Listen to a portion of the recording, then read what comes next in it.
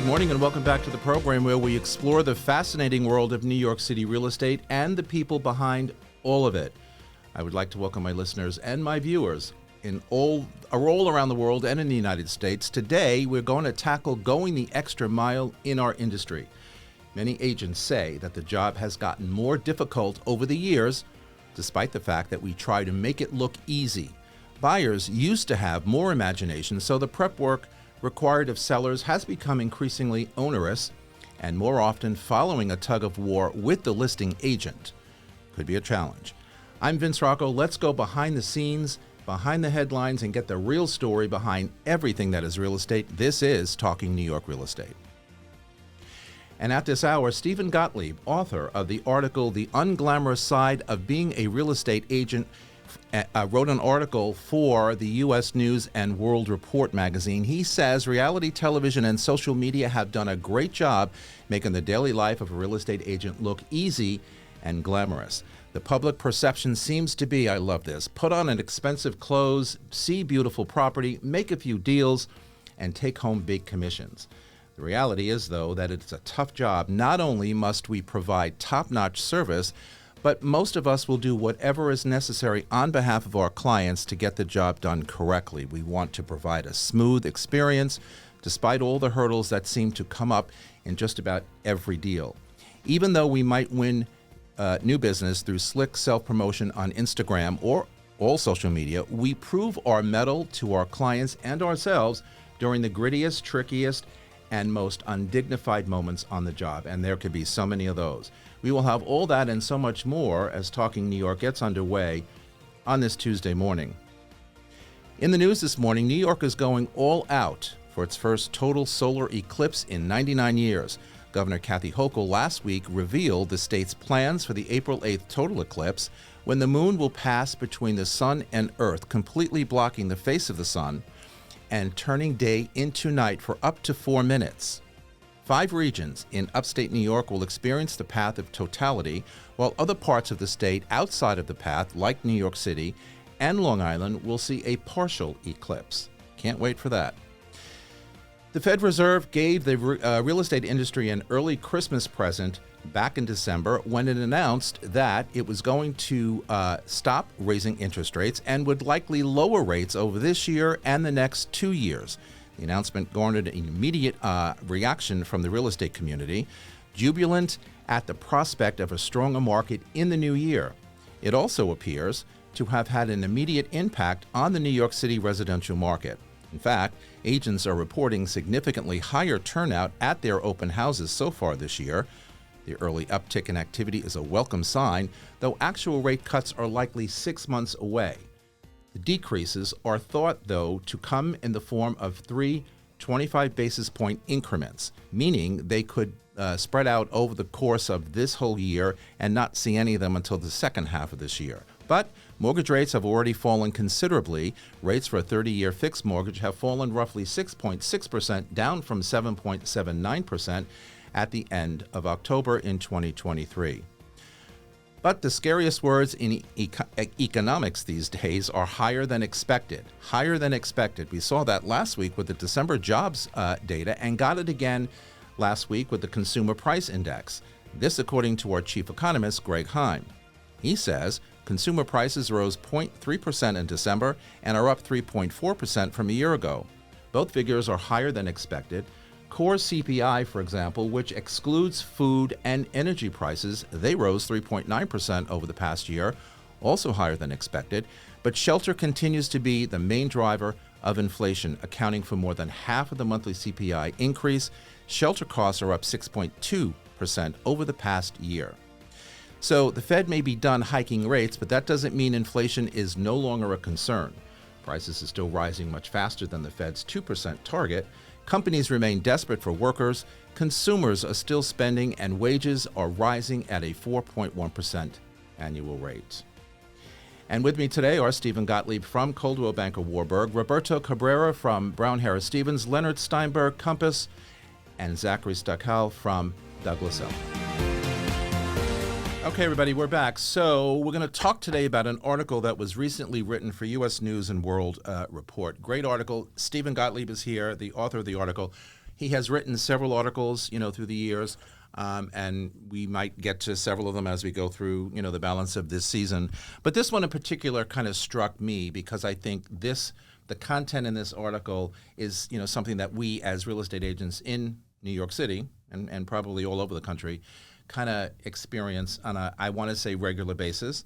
So, Steven, I'm going to start with you. You state in your article, most of us love the rush of making a deal, bringing good news to our clients, because that really is our end goal, right? Satisfying our clients. So do we need to be involved necessarily in all these undignified, things that you declare undignified in our listing preparations? Because when you put an apartment on the market for the first time, it's never perfect, and we've got to go through lots of stuff. I'm going to talk about staging. I'm going to talk about a lot of things today, but tell us a little bit about or explain to the viewers and the listeners the undignified aspect of what it is we do regularly. All right. Well, I think that we are reminded, like so many other industries and so many other people who work in industries where you're like a bit of a gig worker, if you will, we're reminded regularly how replaceable we are. And if you're not going to step up and do the job, somebody else will. And I think that is part of what makes us all step up and do what we do. And the example that I used in the article, which I think is a pretty good one, is we were hired to sell this apartment in Tribeca, and the sellers lived in Los Angeles, and they had a tenant in the apartment. And the tenant was under no obligation to clean up the apartment before showings. And every single time we showed the apartment, I got there early because I knew I would have to make the bed, do the dishes, and often pick up this person's laundry and hide it, behind underwear, right? Hide it behind a piece of furniture, or even throw it in the hamper. The funny thing is, I actually never even met this tenant in person, but we would go there and clean up after the guy because we needed to get the apartment sold. And obviously, if somebody's coming in and they want to buy a place, it's a turnoff for them to walk in and see an unmade bed or dishes in the sink, et cetera, et cetera. And I think that why do we do it? Why do we put up with that? It's because not only are we replaceable and reminded that we are on a regular basis, but we want to do right by our clients, and we want to not only get the property sold for as much as we can and in as quickly as we can, but also we want our clients to refer us future business, and that's what this business is about. And I think that a lot of this is about is just doing a great job and feeling good about the service that we're providing. It's interesting, as you say, and it's correct. Tenants really have no incentive to keep an apartment clean. This is how they live, and we see everything in New York City or anywhere. But oftentimes when I walk into situations like that, because I deal with a condo building in Midtown West where, if I'm not selling the units, I'm renting for the owners, whatever. So I get involved in a lot of, the rental situations. But what sometimes I don't understand is when you call the seller and say, because of course they want to know, how's it going? What did the apartment look like? Because they rent to somebody and they don't go in to check it. And so when I say, well, I met the tenant and it's kind of messy, and you try and choose your words, and they're like, well, what would you like me to do? Well, maybe you want to call them and give them a little bit of a sense of urgency. I mean, I've done this so many times. Go to find out that they probably don't call because they don't want to irritate the tenant because they're already irritated that you're selling the apartment anyway. And so really nothing gets done, and they just live the way they live. And when you then try and explain to the tenant that we need to show this place, and even when it's for sale, I just recently had a situation where there was a tenant, but the owner decided to sell finally. Try and sell an apartment, let alone rent an apartment, when it's a disaster. It was a complete and total disaster. In fact, when she moved out, not one stitch of food was removed from the cupboards, from the refrigerator, from the freezer. She left everything behind, including half her furniture. When I stopped in the lobby one day, she said, I don't need it. I said, well, the person coming in doesn't need it either, sweetie. I mean, really? Come on. I think, look, the good news is I think that in this day and age, most sellers understand that when they put their property on the market, this is now a product for sale. Yes, it's their home. Yes, they have to live there. Yes, they have to be comfortable in their own home. But once you put it on the market, it's now a product for sale. And most sellers understand that if they want the most money that they can get, that they need to keep the place neat and presentable. For a tenant who is renting, why would they care? There's nothing in it for them to keep the place neat. Sometimes you can get with a seller, I say, listen, we have a tenant in place. We may need to incentivize them, like give them a little bit preferential rent leading into the back. But it also depends on how it was done in the beginning. What lease did they sign? Did they know they had 60 days where they had to do that? And what I find is that my job is I come in and I speak to the tenant, just try to make some sort of connection with them so that they're disarmed and they understand the process. The problem is the first 2 showings, 3 showings, 4 showings, 5 showings, they're like, yeah, anytime, no worries. Then it starts to become, do you have to come on that day? Right. Do this, and then the dishes are in the dishwasher. Then everything just goes awry. You never know what you're going to encounter. It's an imposition, it is. So you want to strike early. But what about those who are currently, since our COVID pandemic 4 years ago, work from home? That's even more difficult when they're home all day. They don't even go out to work, but they're home all day. And now you have to, as Roberto just said, you've got to kind of work the schedule where don't show at this time. I'm on a Zoom call, I'm on a conference call, or I'm in a meeting.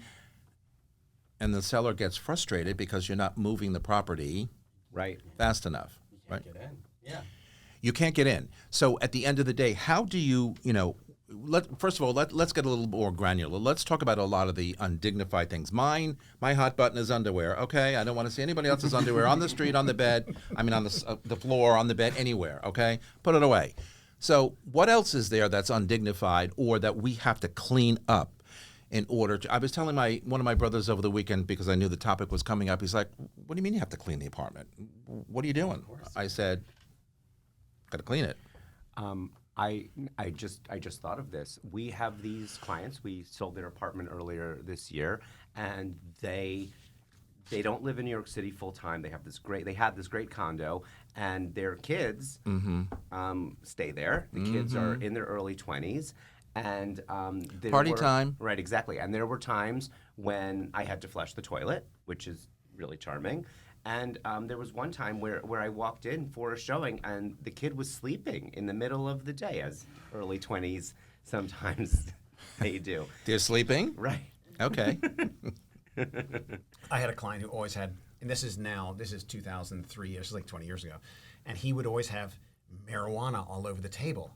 And I would come in, and the place was a mess, and there was no place. All his closets were jammed. This is a guy who made a lot of money, worked on Wall Street, and I didn't know where to put everything, so I literally would put everything in the oven. But he knew it too. And there was this one bottle, he had like $1,000 bottle of Penfolds, like put that away and this and that. And it's funny because on a weekend, I think it was like a Sunday, he calls me and he's looking for something, and he's like, "Look, I looked in the oven and everything, I couldn't find it. It was just simply, it was like the vault." I know. I tried to do that once, and when I went to open the oven, it was filled with shirts and sweaters. That's how we live in New York, right? Exactly. You don't have enough closet That's very New York. There's not enough closet space. So I went to open it, and it was like, oh, okay. when you take out every night, and you don't have enough closet space. I need my oven because I need to make my lasagna. Come on now. What? Absolutely odors. That's the worst thing to deal with. Odors are awful. Marijuana, whatever it is. Like I had a client that sublet their apartment and it stank, and this guy had tubs of deodorizers out with fans, and it didn't make a difference. And that alone, walking in and seeing. But what was the source of that? Do we know? No clue. It was definitely the tenant. Not sure in what capacity the tenant was generating this odor. It could have been a mix of things, but. It wasn't so messy. It was definitely something that you could walk in a few minutes early and straighten up, but the smell... The smell is a killer. It's funny you mentioned that. U.S. News & World Report actually had me write a couple months ago, prior to this one, an article about scents and odors, what will help or hinder the sale of a home. And I spoke with one of my colleagues in our Beverly Hills office, and he talked about the fact that he was coming back to a house for a second or third showing. It was a last-minute thing. These kids wanted to bring their dad to see the house, and he got there a little bit early, and the place just stank like wet dog. And apparently there was a big dog that had come back from a walk, I don't know, Runyon Canyon or something. And he fell had in the to- mud, and that was right, the end of that. And he was so afraid that this dog smell would be such a turnoff that it would ruin the sale. So he's running around. I think he like pulled a rug and shoved it in a closet, opened all the windows, got rid of the dog. And you do what you need to do in order to make the sale happen and to eliminate all the things that are turnoffs. Hopefully they're temporary turnoffs, not permanent ones, in order to get the sale done. Because at the end of the day, we are fiduciaries for our clients, and we're looking out for their best interest, and we do what we need to do. Yeah, absolutely. So, Leonard, wax poetic here for us, because I know, being in the business a long time, you have seen and heard lots of stuff. Your opinion? Well, I don't know what you're talking about because I don't sell that price point. No, I'm kidding. I'm kidding. We've seen it at every price point. I think the most important message I would say is that real life and staged marketing life are two different lives.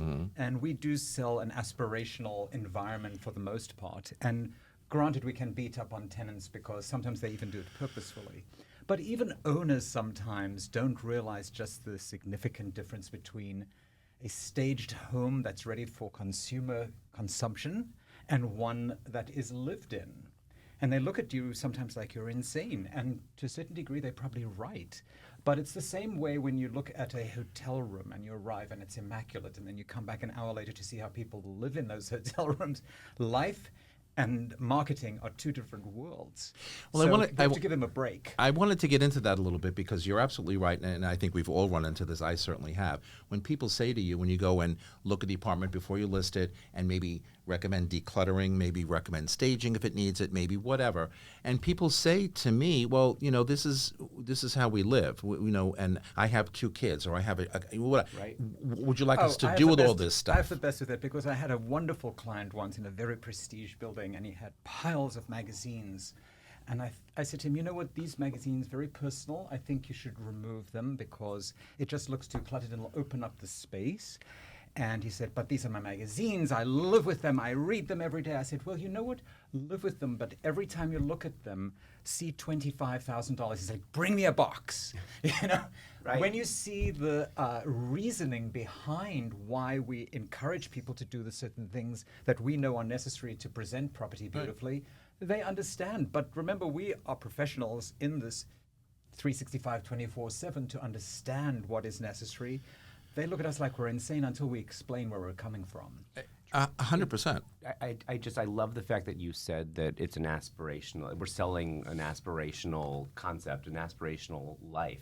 What I will often say to sellers is, we're selling a fantasy. We're selling somebody's next chapter to them, and in their fantasy, in their dream, there's no clutter. In their dream, when you think about when you move, when I was renovating my own apartment and decorating my own apartment, in my mind it looked clean and new and fresh, and now it looks fully lived in. No 'cause I'm a car human dealership being. puts a Right. dirty car on the lot. Exactly. Not 100%. one. I use that example all the time. So you come into a new car showroom, it's like looking at new construction.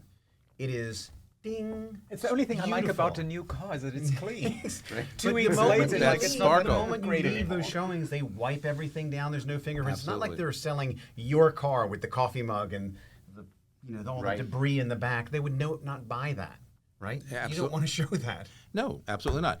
We have to take a break, but on the other side of the break, we're going to talk about just that, the aspirational aspect of all this, staging, because when you tell sellers sometimes they have to stage or even declutter, which was a recent issue I had, it can be bonkers. So don't go anywhere. We're coming right back.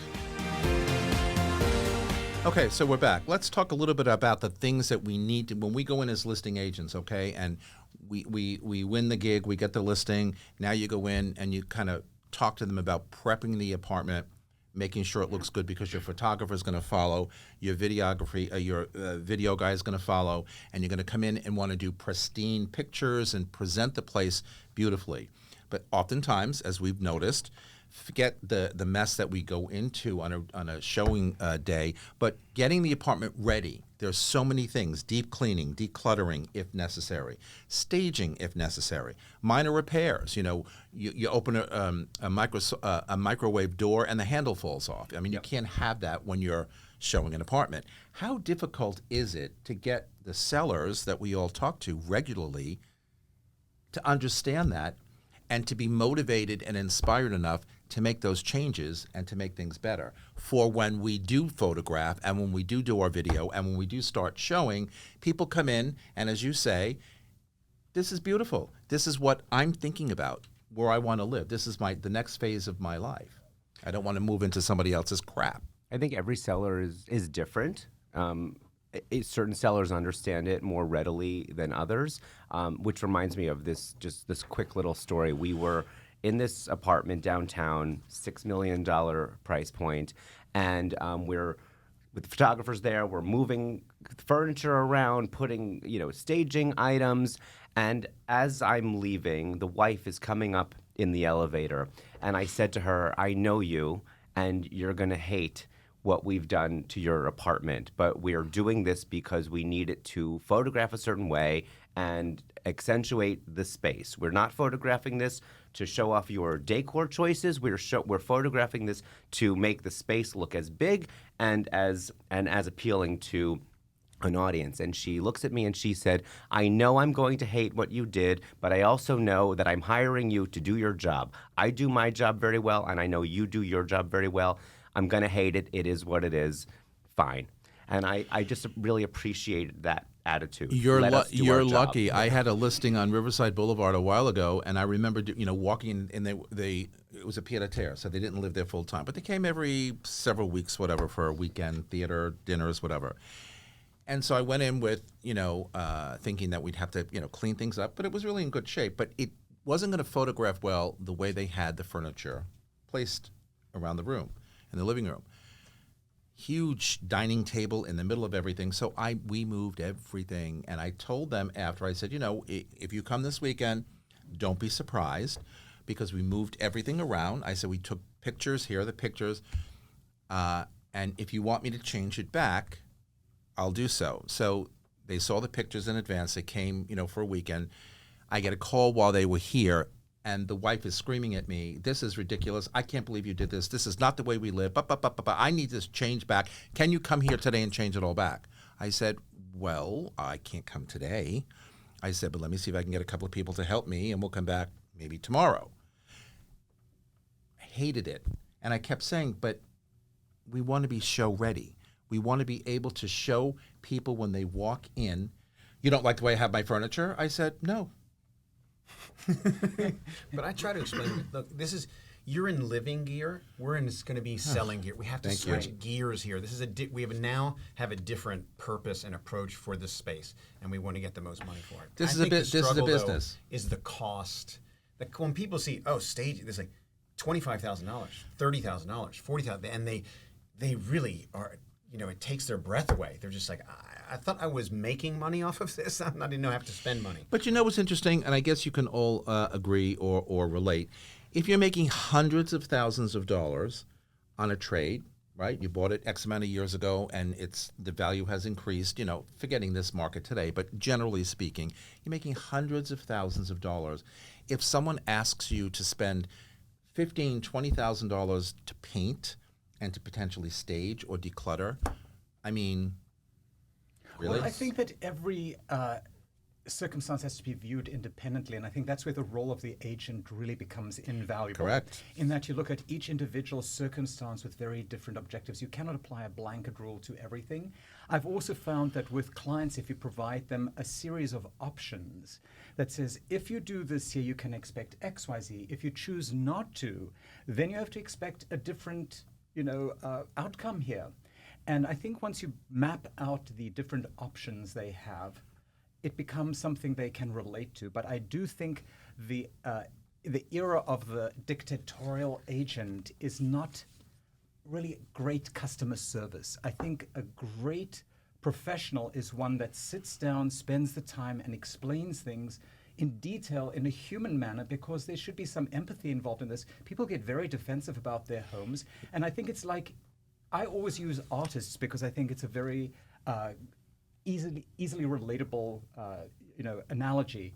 I said, would you give a great artist a blank canvas or one that's a completed painting? Because your life is a completed painting, and what we are selling is a canvas for the next life. For sure. But as you say, put yourself in their shoes, right? Understand their concerns, because as you all have said, they live here.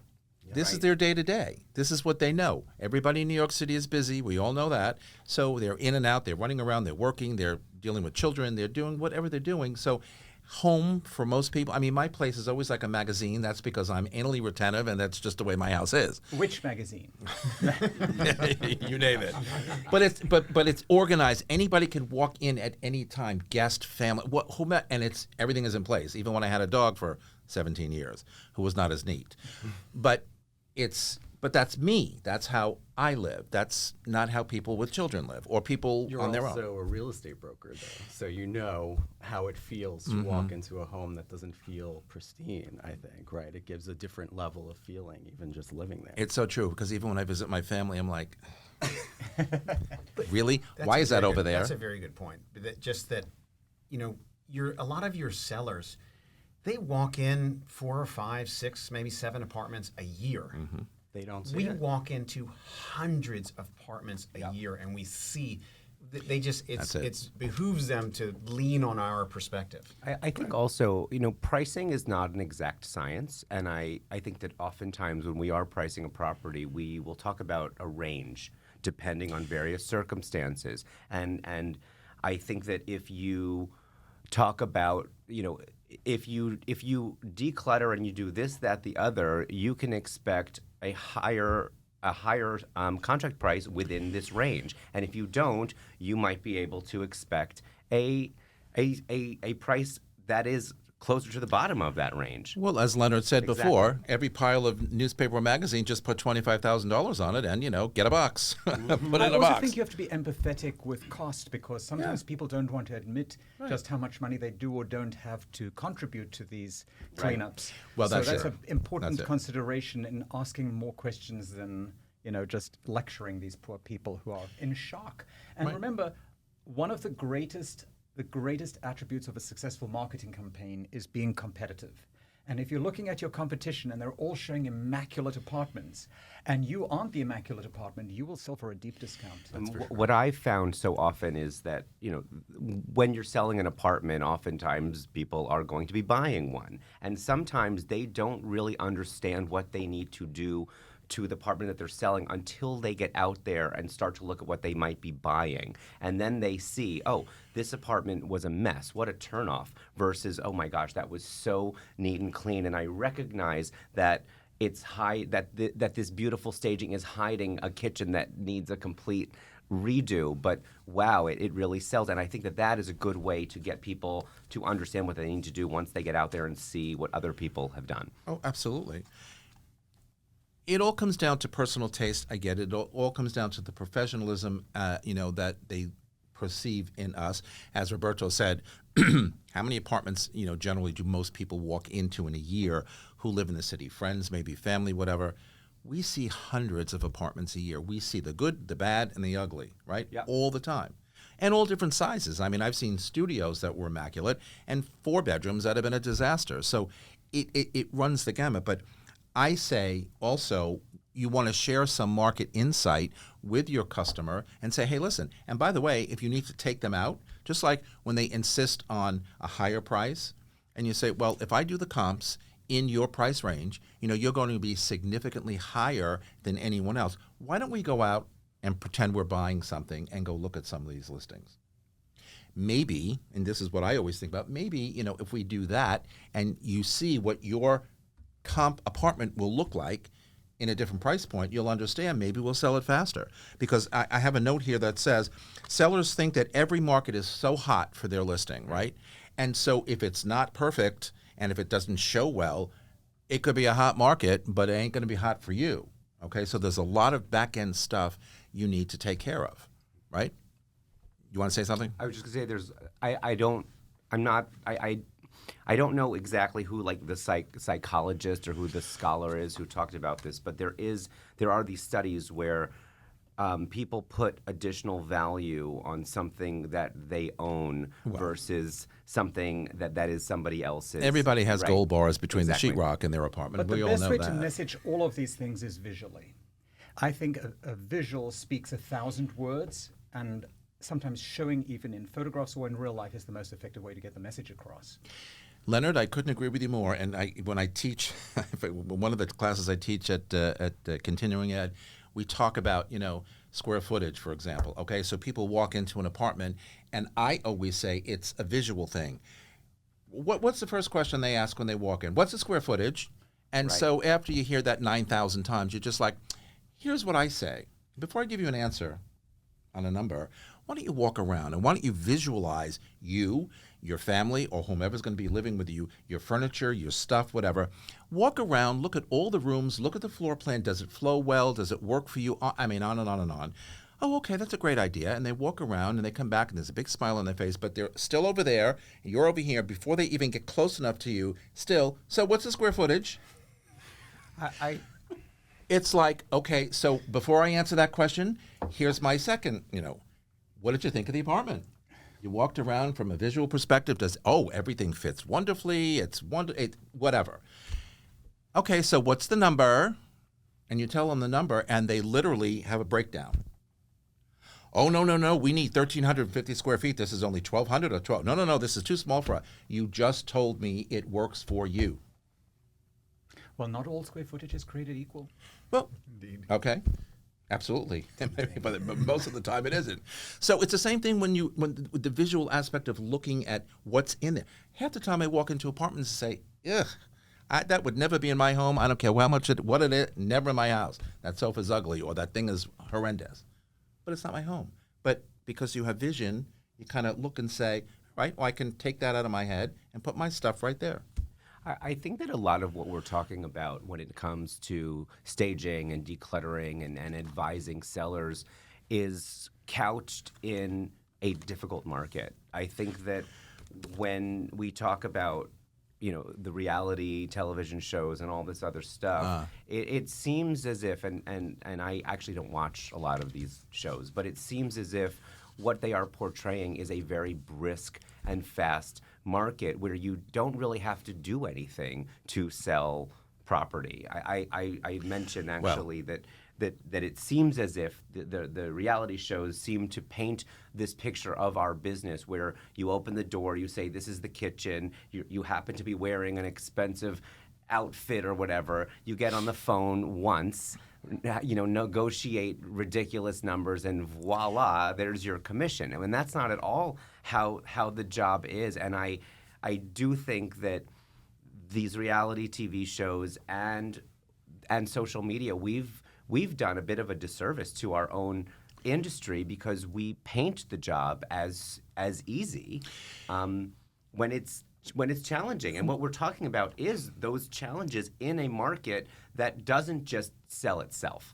Well, great segue, because that's what I wanted to talk about next, reality TV and the way we present stuff, the way it's presented there, and social media. Right. We all, go to great pains to make sure that our social media, when it comes to showing our business, is great. So, for example, and this happens all the time, as I mentioned before, whether you're walking into an apartment that's a total mess or that needs a lot of work, once it gets to the point where it's show ready because you can photograph and show videos, now you post all these wonderful, perfect images on social media, and when people see it and they say, wow, or even on your website, right, and other agents see it, and they show up in person and say, oh, this doesn't look like your pictures. Everything is very visually oriented. Or when you virtually stage something, of course, no one reads, this apartment is virtually staged, right? Right. Sure. They walk into an empty apartment and they say, oh, where's all the furniture? Did the seller take all the furniture when they left? No, it's virtually staged.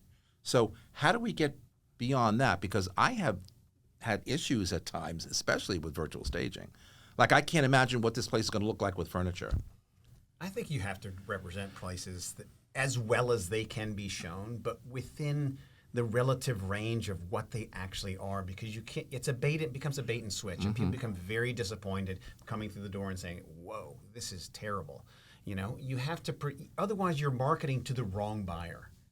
You have to have the right people walk in the door. I find that authenticity recently, post-COVID, is the best policy.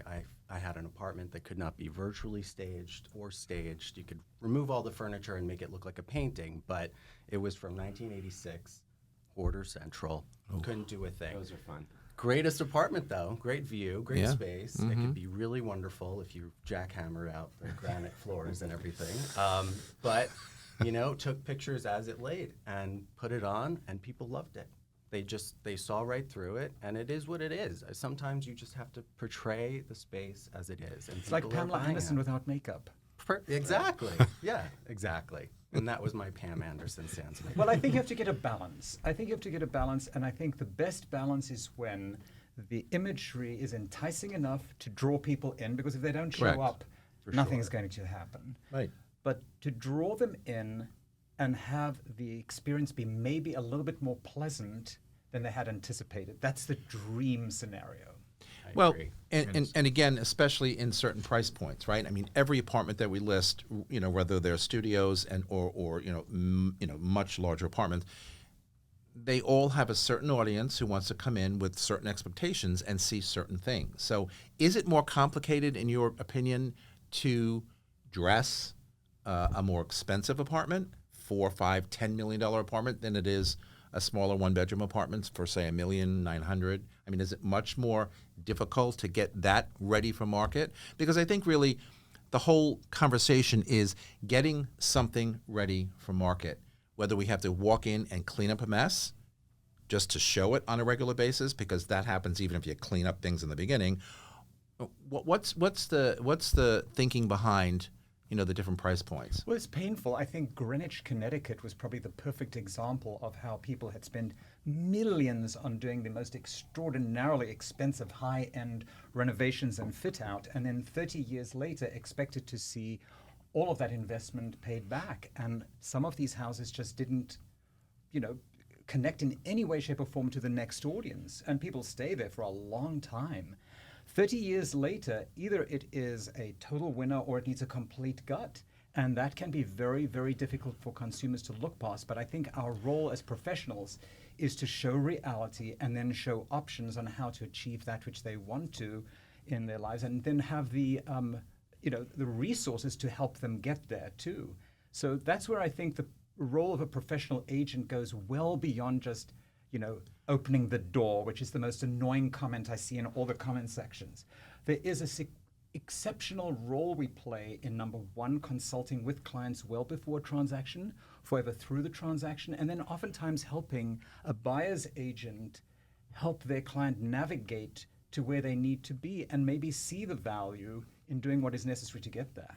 It's interesting, though, Leonard, when you say, you know, something was renovated 30 years ago and it could either still be okay or really a disaster. How many times do you read the listing, you know, completely renovated, and, you know, you're looking at pictures and you're like, oh, okay, completely renovated. And you think, Then you go and see it. What decade was it renovated in? Renovated with Formica. Exactly. Okay. It was renovated at one point. I'm not taking it away, but, you know, it's kind of like, I love walking what into decade? some of those places sometimes, because you Oh, I look love at it. them and you're just like, Oh, I at love one it. point, Smithsonian. 40 years ago, someone said, you got to come see what I did to the place. You know? it was And like you know the that they thing. did that. One of the Absolutely. challenges that large co-ops on, you know, Park Avenue and Central Park West are dealing with right now is the fact that if somebody is buying a 3-bedroom apartment, that is more likely to be their forever home versus a 1-bedroom A apartment. longer-term home. Yeah. Right. So if therefore these the larger apartments, and obviously there are some that are beautifully done when they come on the market, but a lot of these apartments, somebody's been living there for 30 years. So by the time that comes back on the market, it's ready for a renovation. And these are large apartments, so the price per square foot is not cheap. And then when they're competing against all of the new condos everywhere, which are turnkey, these large apartments in the co-ops they're harder to sell than they've been. Most of those in co-ops, I can go back to Jackie Kennedy Onassis when she lived in her apartment for 30 or 31 years, whatever it was. went on the market for, like, at the time, $15 million, which was a lot of money back in the 90s. She renovated probably at one point, or maybe not, because in those days it wasn't so important, but whoever spent $15 million, and it was one of the Koch brothers, they had completely got the whole thing. How many? 15-room, a co-op? Well, that's why plastic surgeons have this new concept of 40 forever. You go every few years and get a tune-up. I'll take and it. I think a lot of interior design probably would behoove itself, if you want to retain value, doing tune-ups along the way. And I do see that happening more frequently now, where people after 5 or 7 years, and I speak to the designers specifically who say, I'm called in every few years to do a little refresh over here and a little refresh over there. Absolutely. And that's a very smart investment because it is part of your cost basis. Sure. It's what you were saying earlier. You're saying it was seasonal. It's like that skirt is out. That for this skirt is- season. Unfortunately, Like- this world has become so obsessed with visuals via Pinterest and HGTV. Oh, my God. That everyone is aesthetically very aware. It's like Well, on the other side of we have to real take a break, fashion, but on the other side of the break, we're going to talk just about that. So don't go anywhere. We're coming right back. Okay, everybody, we're back. So let's talk a little bit about reality and how that all plays into our day-to-day with either staging, decluttering, great photographs, and then kind of move it into the social media world where everything is so dominating, whether it's TikTok, Pinterest, Instagram, Facebook. I mean, even on LinkedIn now, I'm starting to see a lot more real estate-related postings, which I appreciate and like. But it just seems to me like you need to be so perfect to put your stuff out there, to put your best foot forward.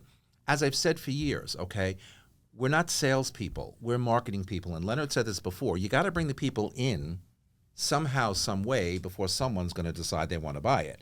We have to entice them to come in as a marketeer, right?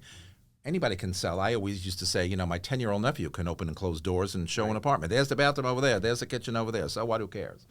You got to be. So what? Who cares? So what? Who cares? You got that one. Yes. But you get the point, right? You got to visually bring them in first, and then do your magic, right? How do you do that? Well, I'm just going to talk about Leonard and the inspiration for this article, which I think speaks to what you're talking about. Leonard was saying that there was somebody, I think, on your team who we were at a meeting about social media, and it was through NIRAC.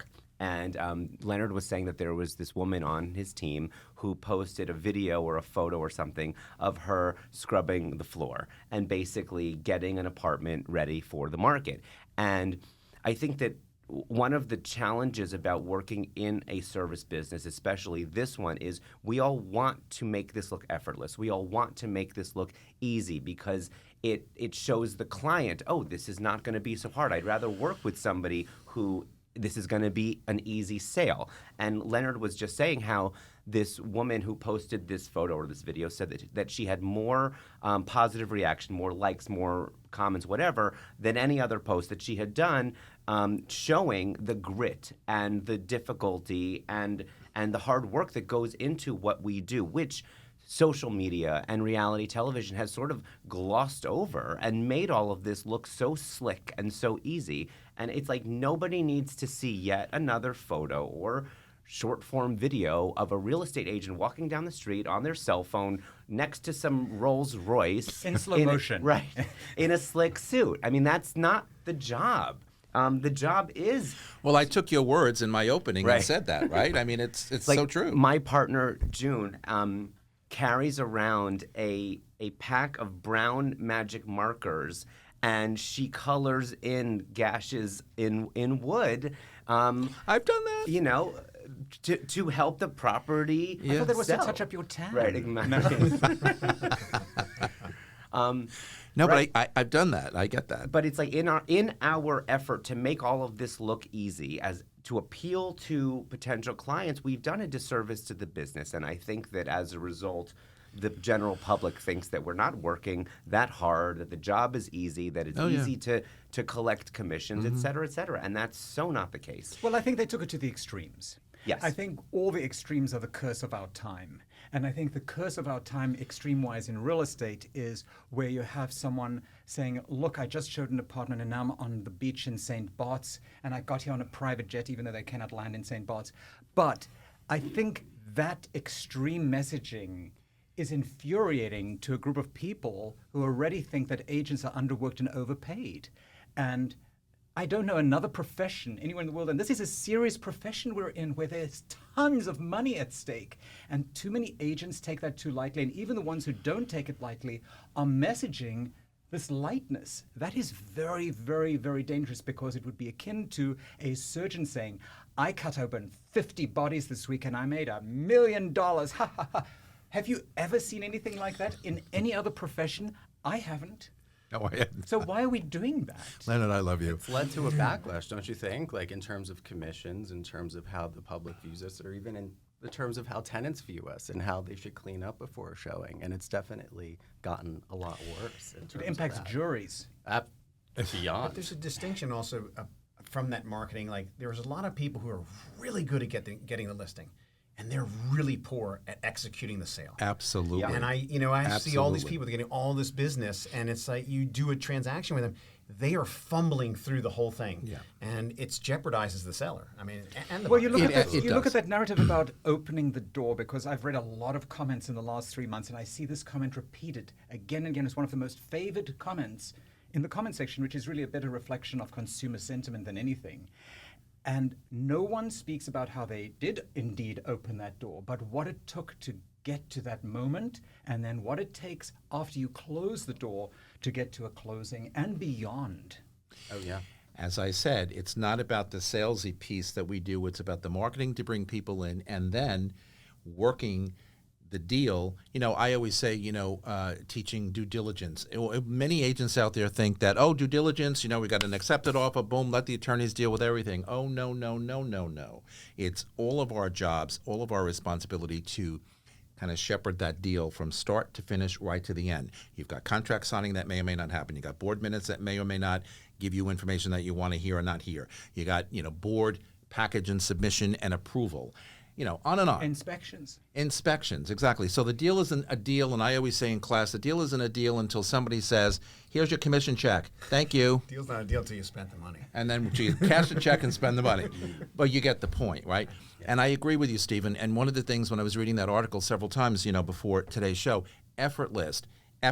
Everybody thinks that our job is what they see on television or what they see on social media or what they perceive it to be. And it's not. I have to tell you something. I worked in corporate America for 20 years before I became a real estate agent, and a very high level, executive running, I don't even know how many salespeople or whatnot.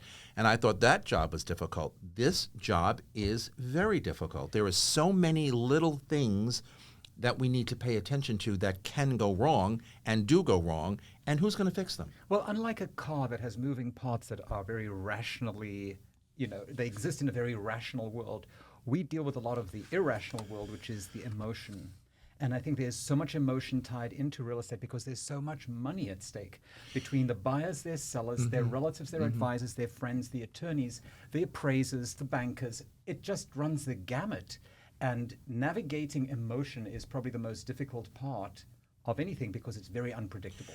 My God, emotion. If we can re-term the industry, I'd call it emotional. That's the term. And the ego involved. Because I time. think, we've had clients where over the years they did incredibly well on one or two sales. Correct. And they expect that to continue no matter the market conditions, no matter the fact that now a high-rise is going up outside the primary bedroom window. And there's certain people who they think that they may have gotten lucky, but they think that there was some skill involved, and now their ego is attached to it. So it's not just about emotion; it's also about I'm good at this. I'm good at buying a home, watching the value go up because I chose this neighborhood. I chose this apartment. I have a sixth sense for this. And then if the market doesn't behave in a way that actually favors this property, it affects their ego, unfortunately. I was before I became a real estate agent, I would buy an apartment, sell an apartment, buy an apartment. I worked with an agent. She was my agent for 7-8 years. Probably how I got inspired to become a real estate agent at some point. I always listened to her. I always listened to what she told me when it came time to list, what I needed to do. Like I said earlier, my apartment always, I think, shows fine. She didn't have to do that much work, but if she said do this or this or this, I did it. Because what's the end game here? And we all kind of alluded to it. Successful transaction, conclude the transaction, sell the apartment for the seller. I used to think to myself, I don't want to make her job any harder. I want to sell because I want to buy something else. Well, I think it's the non-Googleable insights that agents have the capacity to disseminate for the specific client or customer in front of them that has the greatest value add that I don't think any AI or any computer technology can replace. No. But you have to have the right data. And just yesterday I saw this, Monday, yes, there was an extraordinary example of data and how easy it is for data to become a headline that then someone takes and repeats that becomes the narrative. And it was saying that those who are 50 plus So true. are now on average worth $1 million. And I was like, wow, that's impressive. And I said, but that sounds really wrong. And then I read the article further and the median was 300,000. Now I can understand if it was 900,000 that you would spew that headline. But they spewed that headline in big, bold capitals. $1 million versus 300,000 at the median. So the averages that are being messaged to the world right now are practically useless. Yeah. And that is where curated specific data that has real sourced insight and intelligence has value to the consumer that we as professionals need to look at the same way a great surgeon looks at a patient. I think also, just to dovetail what you were saying, the very simple question, how is the real estate market, which we are asked on a regular basis, is a really complicated answer because Really? There is no one there answer. is well, First of all, there are multiple markets. correct. It's not just one there market. are so right? many Innumerable. sub-markets. So it's like the overall trends that are going on in the market might not actually apply to your property, which is obviously what you're asking me about. There is one market in a subdivision or one building if it's 5 years old. And after that, it's over because the average house now is 40 years old. Yeah. So condition now is such a variable. Yeah. Such a big deal. I mean, I was just saying, we are preparing an apartment right now for market that is a gut job. And to market a property, it's not so hard to sell an apartment that is turnkey. I think that it becomes very challenging when you're dealing with something in this particular market when nobody wants to do work. This is where you prove your worth as an agent. How do you price? How do you market? How do you sell something that needs that's a gut job? It's hard. And aspirational doesn't work. Correct. At the moment. Generally speaking, it doesn't, but at the moment it does not. One last, conversation. So, sticking with the social media aspect, it seems to be, for most agents, for most people, an insatiable, attitude. I must be on social media. I must post. And sometimes the over-posting of real estate, my opinion, I could be wrong, is like a little too much. So from a consumer perspective, are they seeing that it's too much, or are they seeing that it's like, whatever, No, it's definitely too much. I noticed last year I was posting stories. I stopped posting real estate stuff. I was losing followers. Yeah. It was really working against me to just constantly post this stuff, and people get tired of it. And especially if the economy's changing, if there are layoffs, nobody wants to see a $12 million apartment. Well, that too. There's that. Yeah. Yeah, but focusing more on myself and really what as a person, as a brand, as a real estate city, that impacts a lot harder. It really Not does. without taking my That's gun. You're very Exactly. authentic. But I also think Absolutely. it's different audiences. I think there's certain people who hate I it. agree. Yeah, and for I think sure. you have to be true to the brand and message that Most is of important. value to both you and Well, listen, when you want to talk about branding, I always social media. Who are you? And people look at me like, Well, who do you want to be? Because remember, Alice died was not called Alice Mason. Where everyone reinvents themselves. So 100%. you can also be who you aspire to be. But whatever you choose, make it your own, market it, because that's what we're going to remember. A flashy living room, apartment, there are lots of them. Don't get me wrong, don't stop looking, but it's like, okay, I get it. Yeah. I want to know who you are. No, well, the real estate porn, I think Saturday Night Live, where people were, waking up and obviously they're supposed to be looking at actually looking at was real estate. Well, absolutely. If you Real think estate about- porn. Right, You know. Real Real estate estate, porn. if you think about home, home is really a very important and meaningful aspect to everyone's life. And it Absolutely. is actually the only thing that every human being on this planet, 8 billion of us, have in common. We all desire a home and we Oh, all absolutely. seek comfort.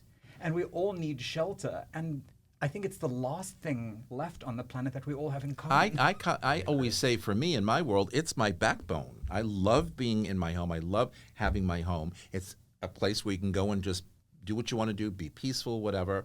So treat it as such. All right, we've got a lot.